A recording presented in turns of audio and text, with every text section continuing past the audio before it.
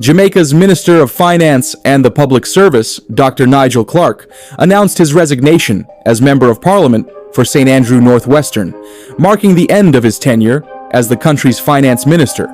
He will officially step down at midnight and is set to assume a new role as deputy at the International Monetary Fund, IMF, in the United States, beginning this Thursday.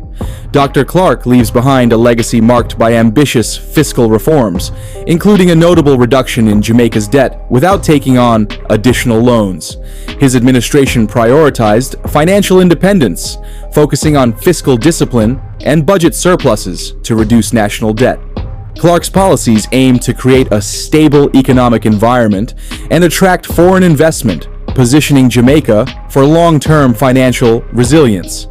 However, while his tenure has been celebrated by some, many Jamaicans express frustration, saying these policies have had little impact on their everyday lives.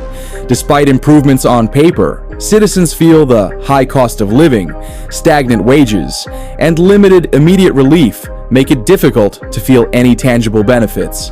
For many, Clarke's focus on the bigger economic picture hasn't yet translated to relief at the ground level. His time in office also drew criticism earlier this year when he and his colleagues received salary increases approaching 200%, sparking national debate. Many felt the pay hikes were out of step with the financial hardships faced by everyday Jamaicans, further widening the gap between the government and the public it serves. Dr. Clarke's resignation leaves a mixed legacy and a transition ahead for Jamaica's financial leadership.